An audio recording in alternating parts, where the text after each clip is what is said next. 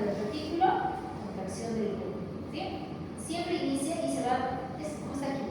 Estos son los 14 pasos de los movimientos luminales. ¿Se tiene que aprender eso? No. ¿Ok? No tiene que aprenderse eso. No. Sería absurdo que tengan que aprender eso. ¿Ok? Lo que sí tienen que saber es que va a haber sí o sí, tiene que haber una contracción bifásica del retículo. Si no hay esta contracción bifásica del retículo, no se va a dar, ¿ok?, inicio de los movimientos luminales. Cuando hay esta contracción bifásica del retículo, ¿ok?, se va a levantar, ¿ok?, ese pliegue retículo luminal que está aquí, de aquí. ¿Ok? Se va a levantar y va a empezar a darse la contracción del saco cráneo. Empieza a contraerse, ¿ok? Y este impulso va a ir avanzando, ¿ok? Se contrae y va a ir avanzando, ¿ok? Primero el saco dorsal y luego va a ir hacia el saco ventral. Esto en forma de 8, ¿sí? ¿Se dan cuenta? Así y así, ¿ok? Esos son los movimientos luminales. ¿Cuántos movimientos luminales, ok, usual es normal? 50. 50 movimientos luminales. No era 50. Hipermovilidad, Pero no. podría ser. ¿Ok? Masticación. Depende de si el animal ha comido o está en reposo. ¿Ok? Vamos a ver que se menciona que puede haber, por ejemplo, cuando usted ha comido, puede ser de 1 a 2 minutos luminales por minuto, y cuando esté en reposo, a veces 2 cada 5 minutos. Ahora, ¿cuánto dura? De 30 a 50 segundos y de 12 a 18 segundos cuando estén aquí. ¿Ok? Ya. ¿Para qué sirve la contracción de estos movimientos primarios, contracciones primarias? Mezcla y avance de la línea. ¿Ya? Ahorita vamos a ver cómo se hace. Y lo que son las ondas B o las contracciones secundarias, ¿ok?, van a ser del ENU, que lo habíamos visto, no sé si se acuerdan. Y se va a dar, ¿por qué? Por la contracción de este saco ciego ventral. ¿Ok? El dorsal se va a contraer y lo que va a hacer es mover, se acuerda, la burbuja de gas que viene aquí, lo mueve para que entre en contacto con el cardias y que se aperture el esfínter y que pueda salir. Es muy rápido también, dura solamente 30 segundos. En la parte de la motilidad del retículo, ¿okay?, habíamos dicho que para iniciar las ondas primarias o las condiciones primarias, para esa contracción bifásica, ¿okay?, esa contracción bifásica permite, ¿okay?, que inicie, porque este es el marcapaso. Pero también vamos a ver aquí que hay una concordancia con lo que es la motilidad del omaso. ¿Okay? Cuando se da esta contracción bifásica, el orificio reticulo masal va a estar abierto, pero, ¿okay?, se va a cerrar cuando este retículo se va a dilatar. Entonces, ahí va a pasar, ¿okay?, el bolo alimenticio desde el retículo hacia el omaso, o sea, pasa hacia un canal, se dice. Luego se cierra y va el omaso a empezar a empujarlo para que siga avanzando. Ya le vamos a ver. Ok, ¿cuánto dura esta contracción? De 7 a 12 segundos y también va a variar de acuerdo a que si está en reposo o en inglés.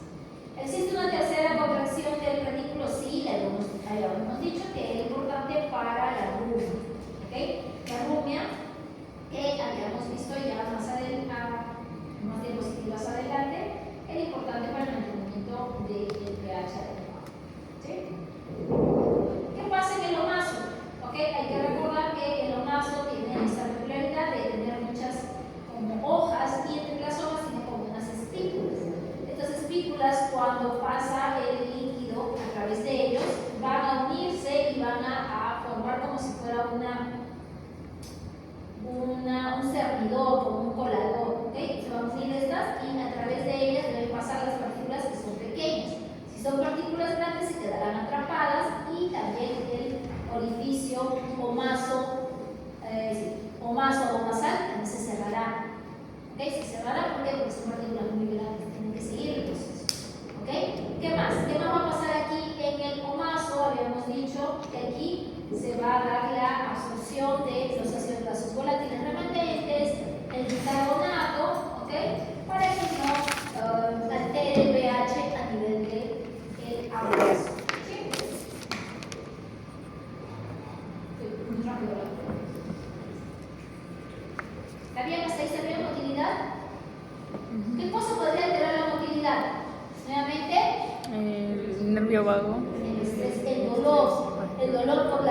en el caso de las acidosis, de la acidosis ruminal, ¿okay? Ahí va a producirse dolor y va a producirse una hipomotilidad ruminal. ¿Okay? Y en la acidosis, ¿okay?, aguda, aparte de que va a haber este incremento del ácido láctico, ¿okay?, va a producir erosión de las paredes, va a causar dolor, y ese dolor va a ser captado ¿por qué? Por las neuronas del sistema nervioso entérico, y va a causar que no se de estos hipomotilidad. ¿Ya? Ok. Vamos a ver la última parte. ¿Qué rápido? Y eso son las 5 de la tarde, ¿no? Y eso ok, esta es la última parte, que es el metabolismo de los carbohidratos, proteínas y lípidos en el preestómago del rumiante. Pues vamos a ver aquí las diferencias que van a haber. ¿Okay? Aquí tenemos el estómago de un monogástrico. ¿Okay? En el estómago de un monogástrico hay el alimento que va a ingresar puede ser carbohidratos, proteínas, lípidos. Ellos van a ingresar en el estómago, y aquí en el estómago se secreta ácido clorhídrico, pepsina, factor intrínseco, y este contenido luego va a pasar al intestino. En el intestino se secretarán enzimas pancreáticas, enzimas que se producen en el hígado, y lo que va a producir es que se va a dar la absorción de estos componentes, ya sea como monosacáridos, aminoácidos, dipéptidos y bolitos que monogástricos. ¿Okay? Ya, y se utiliza. Pero ¿qué pasa en los rumiantes? En los rumiantes es diferente. Ellos van a tener una cavidad previa al estómago verdadero, y a esta cámara de fermentación van a ingresar los carbohidratos de la dieta, la proteína de la dieta, lípidos, sí, pero hay muy poquita cantidad. ¿Okay? Entonces aquí ingresa, y en este estómago, ¿okay?, no solamente está el alimento, sino también está la microbiota. Esta microbiota hace o consume el alimento que está llegando y lo va a convertir en ácidos grasos volátiles, en amoníaco, y también en gases que van a ser expulsadas por el eructo, como el metano. ¿Okay? A diferencia de monogástricos, acá hay salida de algunos componentes. ¿Sí? Cuando llega, ¿okay?, a el estómago, va a llegar, ¿okay?, lo que es estos microorganismos, alguna partícula de alimento que de repente no ha sido utilizada, fermentada, llegará, y aquí va a sufrir el ataque del ácido clorhídrico. ¿Okay? El ácido clorhídrico, la pepsina, van a empezar a degradar, a utilizar a los microorganismos. Los microorganismos, recuerden que es la proteína microbiana, no es un componente que los microorganismos producen, sino es el mismo cuerpo. Entonces, a nivel del intestino, ¿okay?, se va a dar los procesos de absorción. ¿Qué se va a absorber? Los aminoácidos que constituyen a ese microorganismo. ¿Okay? La absorción de azúcares muy escasa, mínima, ¿ya? No hay transportadores como si lo hay en el hueso. ¿Está bien? Ya, muy bien.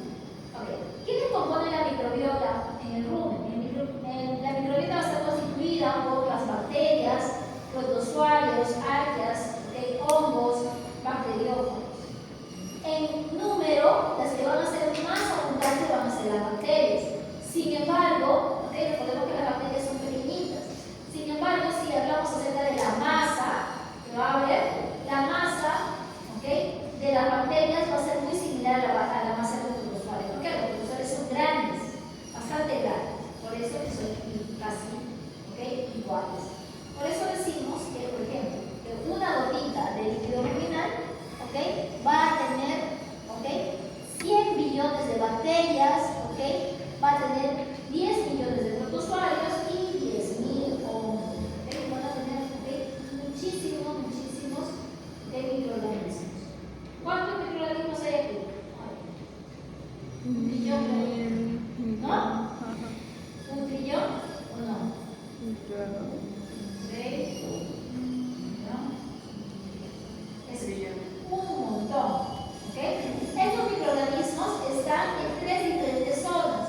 Van a estar en la fase líquida, ¿okay?, y son las que están en mayor proporción. También van a estar pegadas al epitelio y también van a estar pegadas al alimento. ¿Okay? Son las 3, ¿okay?, el lugar donde podemos encontrar los microorganismos. ¿Qué va a pasar con estos microorganismos?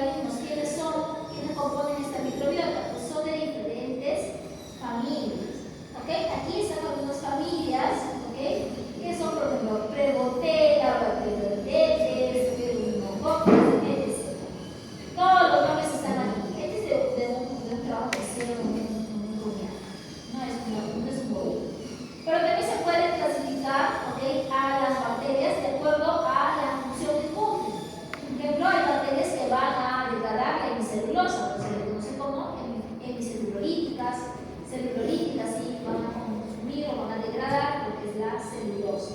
Y así tenemos todos los tipos de microorganismos. Estos microorganismos van a producir ácidos grasos volátiles. ¿Qué ácidos grasos volátiles? Acético, propiónico y butírico. Estos tres se van a absorber a través de las paredes del rumen y van a viajar hacia el hígado, hacia la glándula mamária. ¿Sí? ¿Quién se produce en mayor cantidad? Siempre va a ser el acético. ¿Okay? El acético va a producirse en mucha mayor cantidad, luego va a venir el propiónico y finalmente el butírico. El acético es considerado el ácido graso volátil precursor de la grasa de la leche y corporal. Y así como el butírico es importante para la salud de las células del rumen, de los rumenocitos. Mientras que el propionato va a ser conocido como el precursor de la glucosa. ¿Okay? Va a través de la gluconeogénesis se va a producir glucosa y a partir de esta glucosa se va a producir lo que es la lactosa. ¿Okay? Es decir, los azúcares de la leche. ¿Sí? ¿Qué más podemos decir acá? Vamos a ver que cuando llegue el alimento, ¿okay? Esta fibra, lo que vamos a ver es que tanto los protozoarios, hongos, bacterias van a adherirse a esta fibra y van a empezar la degradación. La degradación se da obviamente por la liberación de sus enzimas para que luego se fermenten y se produzcan los ácidos grasos volátiles. ¿Okay? Producto de la utilización de estos son ácidos grasos volátiles y también el mismo cuerpo de los microorganismos que es la proteína microbiana. ¿Okay? Recordemos que todos estos procesos, ¿okay?, de producción de ácidos grasos volátiles se dan dentro del microorganismo. ¿Okay? Y vamos a empezar con lo que son carbohidratos.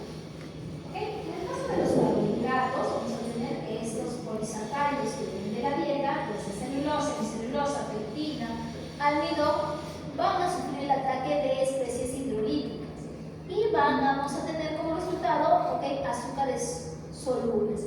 Estos azúcares solubles van a sufrir, ¿okay?, lo que es el ataque de las enzimas hidrolíticas y también, ¿okay?, especies que van a empezar a fermentar. Estas enzimas van a convertir a lo que son estos compuestos, ¿okay?, que se están produciendo aquí, intermediarios de azúcares solubles, que son piruvato, lactato, formato, se van a convertir luego en ácidos grasos volátiles. Pero producto de esta fermentación, vamos a ver que se van a producir, ¿okay?, lo que son hidrogeniones y CO2. Los hidrogeniones, ¿okay?, junto con el CO2 van a producir metano, pero también solito el CO2 va a poder, ¿okay?, salir. Ahora, cuando se produce metano, se habla de los microorganismos metanogénicos, que es importante. ¿Por qué? Porque estos hidrogeniones vienen de los NADH, vamos a ver más adelante, que son importantes para que se siga manteniendo el proceso de fermentación. ¿Sí? Lo que son el metano y el CO2 es el gas que va a ser eructado, que va a ser eliminado. En el caso del acetato, butilato y propionato, son, ¿okay?, la fuente de energía del alimento. ¿Por qué? Porque van a constituir, ¿okay?, es un componente esencial. ¿Por qué? Porque en ellos no se va a dar la absorción a nivel intestinal de la glucosa. Y todo lo que se le da al animal es lo que ellos van a consumir. Recordemos que a los bovinos, ¿okay?, lo que van a hacer en realidad ellos no es consumir el alimento que le damos, sino que se lo va a comer los microorganismos. ¿Okay? Entonces, el bovino lo que hace es tratar de darle un adecuado hospedaje, digamos, ¿okay?, con un pH adecuado, con osmolaridad, con temperatura, ¿okay?, un medio líquido, más movimiento, sustrato. Todas esas, ¿okay?, características son importantes para que los microorganismos puedan producir enzimas y que puedan degradar, ¿okay?, el alimento que llega. Todo alimento que llega, todo alimento va a ser fermentado, utilizado. ¿Sí? Por eso no es muy, económicamente no es bueno darle, ¿okay?, una proteína, mucha proteína, porque la van a degradar, ¿okay?, y no la van a utilizar directamente. A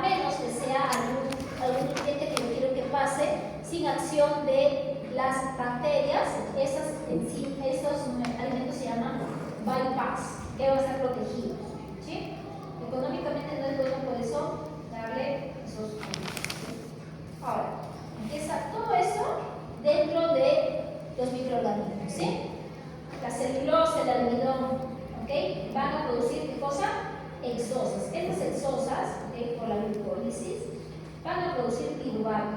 En este proceso, se van a producir hidrogeniones. Acá está el NAD, que es un aceptor de hidrogeniones, lo va a remover, porque si no lo remueve, no se va a producir lo que es piruvato. Entonces, cuando NAD toma el hidrogenión, este NAD no puede quedarse eternamente con el hidrogenión. Tiene que soltarlo para que agarre otro hidrogenión. Él hace solamente saltar. Entonces, lo que hace es unirlo con el CO2 y CO2 hidrogeniones produce bicarbonato. ¿Sí? Ok, ahora, este piruvato está aquí. ¿Ok? Este piruvato, con la adición de un hidrogenión, se vuelve un lactato. Vean, hasta NADH libera el hidrogenión, se va como NAD, deja el hidrogenión y el piruvato lo toma. Se convierte en lactato. ¿Ok? Ese lactato luego se convertirá en acetato y también más adelante en propionato. ¿Sí?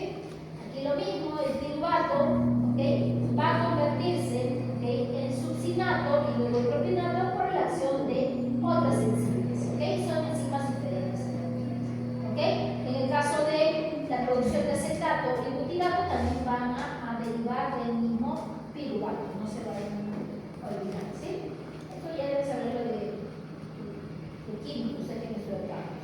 ¿Se acuerdan? ¿Nada? Nada. Yo tampoco me sé. Ya cuando yo la unidad, no lo sé. Ok, nuevamente, ¿dónde se producen los eventos de glucólisis? ¿En el animal? No. ¿O en el microorganismo? Microorganismo. En el microorganismo, no se olviden, ¿ya? En el microorganismo es donde se van a estar, produciendo todos estos procesos. Entonces, recuerden, aquí está el sustrato, que es este polisacárido, la celulosa, que por acción de diferentes enzimas va a convertirse en piruvato. ¿Sí? Aquí es la ley. ¿Sí? Piruvato. Y a partir de piruvato se produce ácido graso molecular. Acá van a ir todos: almidón, pectina y celulosa por diferentes enzimas se van a convertir todas en piruvato. Y a partir de piruvato se produce ácidos grasos volátiles y metano. ¿Sí? En este gráfico solamente se ve la acción de las diferentes bacterias que van a estar produciendo. Por ejemplo, para que se convierta en un lactato, habíamos dicho que necesitamos hidrogeniones. Entonces, este proceso se da gracias a la actividad, por ejemplo, de la bifidobacterium, lactobacillus, pseudomonas, citococcus, que van a producir este lactato. Y este lactato se lo va a comer ¿quién? Por ejemplo, megasfera. Megasfera se lo come y va a producir luego lo que es propionato por la acción obviamente de otros hidrogenados. Asimismo, aquí están todos, miren, todos los microorganismos que van a estar secretando estas enzimas, porque estas enzimas son de ellos. Aquí es importante megasfera, que es de mí, porque es uno de los microorganismos que va a consumir el lactato, lo mismo que también lo que es la celesmona. La celesmona también va a estar consumiendo. ¿Por qué es importante? Porque cuando cambia el pH, estas empiezan a morir y no va a haber nadie que se coma el ácido láctico. ¿Sí? Ok. Para recapitular cómo se llaman los ácidos grasos volátiles: acetato, clorohidrato y butirato, el más abundante. El precursor de la leche. De la lactosa. El butirato está acerca de lo que es la salud del humanos. Ese dato me decía que era el precursor de la grasa de la leche. ¿Ya? Siempre tiene que haber más acetato que propionato. Cuando esto cambia, va a cambiar toda la estructura del jugo. ¿Sí? Siempre tiene que haber una proporción de 3 a 1, 3 a 1, no de 2 a 1. Profesora, entonces si aumenta la cantidad de lo que son las megasferas y consumen más lactato, ¿va a haber menos cantidad de leche? ¿Qué? Si aumenta la cantidad de lo que... Si el pH disminuye, aumenta la cantidad de megasfera y va a haber mayor consumo de lactato y por ello va a haber menos leche, o va a haber menos megasfera y igual, o sea, no Si entiendo aumenta bien. el pH, no entendí muy bien eso. Usted mencionó que cuando el pH disminuye, muere lo que es megasfera y celes y la otra bacteria. Claro, ya no está esta. Se va a consumir el lactato, no va a haber nada. Entonces, si se acumula el lactato, pero el lactato es el que nos genera. El lactato es por eso que algunos tienen dolores musculares, porque se acumula en el tejido. Sí, pero aquí estamos hablando de que el lactato se produce como parte del metabolismo anaeróbico. ¿Ok? Esto es anaeróbico. Estamos hablando aquí en el estómago, pero no podemos reunirlo. Recuerden que esto es en los microorganismos. Cuando me hablas de lactato en el músculo es diferente. ¿Por qué? Porque es en la célula muscular. ¿Ok? Obviamente, es en el microorganismo. No creo que el microorganismo le duela porque tenga lactato, sino utiliza lactato para consumir. Cuando el pH baja mucho, la megasfera va a empezar a morir. Entonces, ¿qué va a pasar? El microorganismo que controlaba la producción de lactato va a morir y no va a haber quién lo detenga.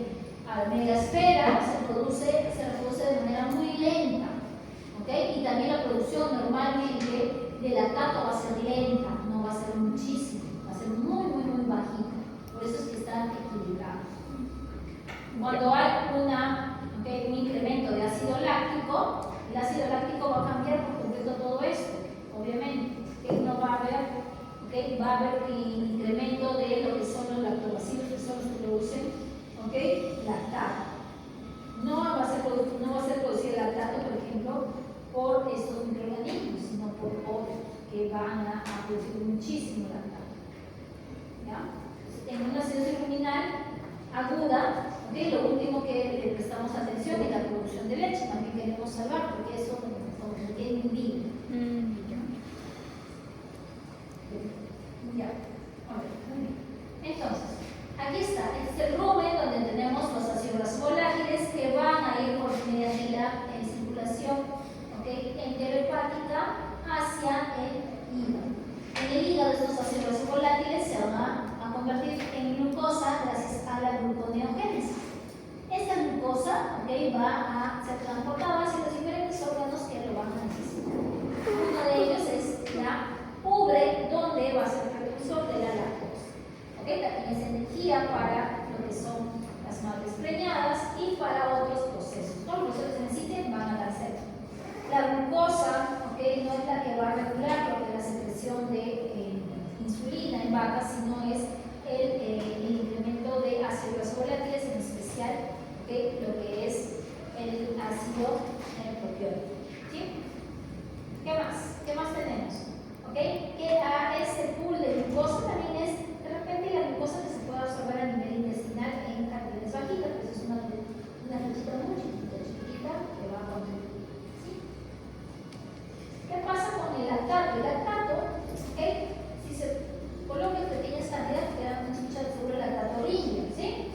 El lactato Ringer es precursor de bicarbonato, pero es en una forma específica. Existen el L y el D, lactato.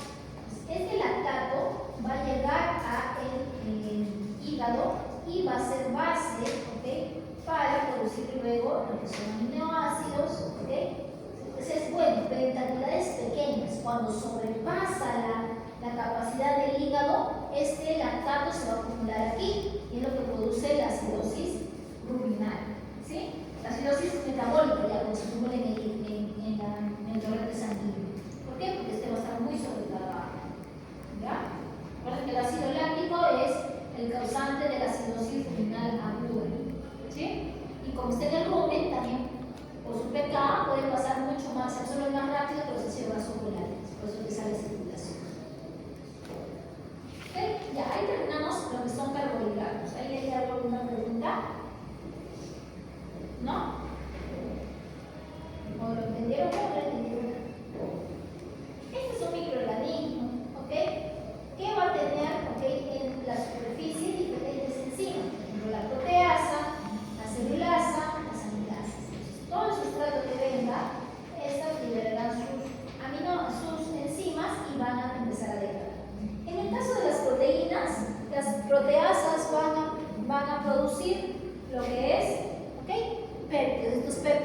guardar, digamos, en un almacenaje, en unas casitas, en un pool, ¿ok?, de péptidos que luego se van a convertir en aminoácidos. Este es el pool de aminoácidos. Entonces, el pool de aminoácidos, ¿ok?, en los microorganismos va a estar constituido ¿por qué? Por estos péptidos que se han producido, ¿ok?, por degradación de la proteína, ¿ok?, de la dieta, y también por el aporte del nitrógeno no proteico, ¿ok?, que es la urea. ¿Qué más? Vamos a tener que también los ácidos grasos volátiles pueden también constituir o ser parte de este pool de aminoácidos. Entonces, todos son aminoácidos acá. ¿Para qué necesitamos este pool de aminoácidos? Para que luego se reparta donde se necesita. Parte de este pool de aminoácidos se va a ir hacia la construcción de la propia proteína microbiana para que crezca, para que se reproduzca. Y el otro va a ir hacia la producción de ácidos grasos volátiles que luego saldrá, ¿ok?, y serán absorbidos por la pared del tubo. Asimismo, ¿ok?, se van a producir amoníaco. Este amoníaco luego también va a ser absorbido a nivel de las paredes pulmonares. ¿Okay? Acá les voy a comentar algo que me olvidé.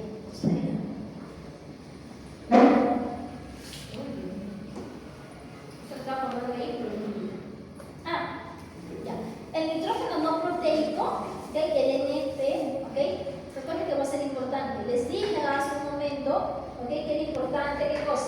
Las proteínas y la energía, ¿ok? ¿Para qué? Para que se construya más proteína microbiana. ¿Qué pasa si es que en la dieta yo le doy poca energía al animal, pero sí tiene una fuente de nitrógeno alta? No va a poder construir, ¿por qué? Porque la energía va a ser no completa, ¿sí? Poquito. Es como si tuviéramos una pared donde los ladrillos serían, ¿ok?, la proteína, ¿ok?, y la mezcla esa que se pone serían los carbohidratos, la energía, ¿sí? Para construir una pared necesito ambas, ¿sí? Entonces, si yo doy una dieta baja en energía, baja en mezcla, pero tiene muchos ladrillos, ¿se podrá construir? No. Si yo le doy, ¿ok?, de repente mucha energía y muy poca proteína, tampoco lo voy a poder construir, ¿ok? Entonces, necesito equilibrar una dieta de manera adecuada para que el microorganismo pueda tomar la energía y la proteína y que pueda él reproducirse, producir más y más microorganismos. El objetivo es que haya una buena cantidad de microbiota, porque eso es lo que va a consumir el animal al final. ¿Sí? ¿Está bien? Ya. Ahora, se da eso que se conoce como el reciclaje de nitrógeno. ¿Qué tenemos aquí? Vamos a ver que aquí está llegando, ¿ok?, del alimento, la proteína de la dieta y el NPN. El NPN es el nitrógeno no proteico. ¿Por qué decimos nitrógeno no proteico? Porque no es parte de una proteína, ¿ok? Es un nitrógeno que viene de la urea. ¿Para qué sirve la urea? Es un, ¿cómo se dice?, fertilizante, ¿sí?, que se utiliza. Entonces, la urea sirve para incrementar lo que son los niveles de proteína o de nitrógeno en la dieta. ¿Se acuerdan que decía que tenía que haber una adecuada cantidad de energía y proteína o nitrógeno? ¿Ok? Una manera práctica, barata, es colocando nitrógeno no proteico. Ese nitrógeno no proteico, ¿por qué? ¿Le cubre más de cómo comer eso? ¿Lo está comiendo la vaquita? No. ¿Lo está comiendo quién? Los microorganismos. Pero hay que tener cuidado porque también hay intoxicaciones con urea, ¿ya? Pero principalmente porque no hemos comido bien. Entonces, esta proteína de la dieta y el nitrógeno no proteico, acá está, proteína y nitrógeno no proteico, van a ser, ¿ok?, fuente de ¿qué? De amoníaco. Cuando hay demasiado, ¿ok?, demasiado y los microorganismos ya no pueden utilizarlo para construir proteína microbiana, se va a convertir en amoníaco. Y este amoníaco va a ser absorbido por las paredes del rumen y va a ser llevado al hígado. En el hígado se decide si se va a eliminar este nitrógeno o se va a reciclar. ¿Por qué se convierte en urea? Porque el amoníaco es tóxico, pero cuando llega al hígado y se convierte en urea y ya se vuelve estable. Entonces, si yo quiero eliminarlo, se va a eliminar a través de la orina, y eso se va a mandar a los riñones para que luego se convierta en urea y se va a eliminar en la orina. Esta urea también puede ser reciclada. Cuando es reciclada va a volver al rumen a través de las paredes y también puede ir a nivel de las glándulas salivales, donde también se va a secretar como urea. ¿Sí? Ese es un camino del amoníaco. Otro camino del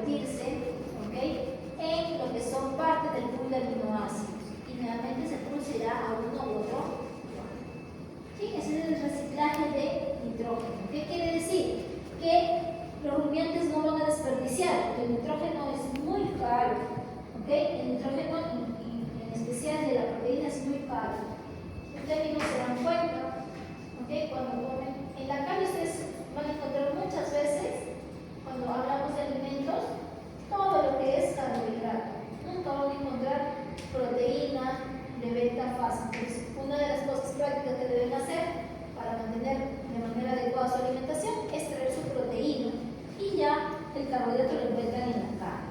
¿Okay? Rara vez, bueno, sí se vende un poquito más, pero por ejemplo, papita con huevo no te he visto que vendan por acá, ¿no? El huevo es una proteína muy de alto valor calórico. ¿Okay? Vamos a ver, el otro día me engañaron con papita con huevo, una señora me dio solamente un huevo que le dan el doble día y otra señora sin el gramo de pero no sabía si decirlo o no, me daba vergüenza. Genial. Fue en el mercado central cuando fueron un market.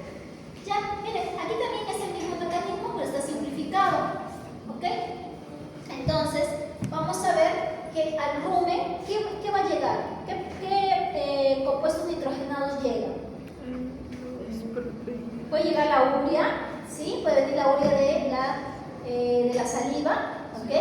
Puede llegar también nitrógeno no proteico de la dieta, ¿ok? Urea en esas que son como pastillitos, son como pelos chiquititos. Y también viene, ¿ok? La proteína de la dieta. Eso, ¿ok? Va a ser atacado por los microorganismos y se va a producir ¿qué cosa? Bien, amoníaco, ¿ok? Y también se va a estar convirtiendo en proteína microbiana. Este amoníaco, como ya no se puede utilizar, va a ser absorbido por las paredes del rumen y ser llevado por la circulación enterohepática, ¿okay? Hacia el rumen, hacia el hígado, y en el hígado el amoníaco va a ser convertido en urea, ¿okay? En urea que ya no va a ser tóxico, y esta urea o bien se va a eliminar, ¿okay? O bien se va a reciclar. Se elimina por el riñón, se recicla a través de las paredes nuevamente del rumen y también a través de las glándulas salivales. ¿Ya? Entonces, aquí en este pool para producirse urea, también se va a utilizar los aminoácidos que tiene este mismo riñón que el hígado. Este hígado, ¿okay? Esos aminoácidos pueden venir incluso de la degradación del músculo. Por eso que dice acá que hay un pool de aminoácidos. Siempre se habla así de pool de aminoácidos cuando se va a dar, ¿okay? La degradación, por ejemplo, de una proteína. Por eso es cuando dicen muchas veces, ¿okay? que cuando consumes algún suplemento X, por ejemplo, el colágeno, yo tengo miserias duras, ¿no? Porque igual se va a degradar y se van a absorber, ya saben, ¿okay? Que la proteína, por ejemplo, para su examen, saben que la proteína se puede absorber de 3 maneras a través del enterocito, ¿sí? Como aminoácidos, ¿okay? Como dipéptidos y tripéptidos, eso es a nivel de la membrana apical. Pero a nivel de la membrana vasolateral, ¿cómo va a salir de circulación? ¿También como dipéptidos y tripéptidos? No. ¿Cómo pasa? Solamente como aminoácidos. ¿Okay? Por eso, cualquier proteína que se dé, se va a degradar hasta aminoácidos. ¿Okay? Y eso va a entrar a un pool de aminoácidos que después va a repartir. Por eso a veces tengo mis serias dudas cuando hablan de estos suplementos que todavía la gente dice, no, sí, me hace bien el proteína. Pienso que es mucho el efecto placebo, ¿no? Mucho el efecto placebo. A diferencia de cuando uno come proteína en general, ¿no? Proteína en general va a contribuir obviamente con lo que es el incremento de la masa muscular, pero es de manera que este pool va a ir para todos lados, no es solamente para uno. No dice, ay no, tomé el colágeno solamente voy por la rodilla, o solamente voy por la salud. Bueno sería, ¿no? Que existiera eso. Excelente. Y por último, vamos a tener lo que son los lípidos. Los lípidos les dije que eran muy poquitos, lo que había en el caso del forraje, y más había lípidos en lo que es el concentrado. Aquí tenemos los lípidos y a estos lípidos van a atacar las bacterias lipolitíticas.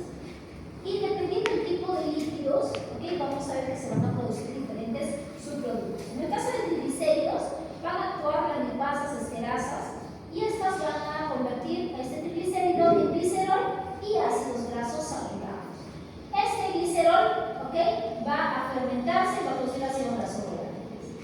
En el caso de los galactolípidos, estos sabemos que están constituidos por ácidos grasos insaturados, glicerol y galactosa. Galactosa es un azúcar y se va a convertir en ácidos grasos volátiles.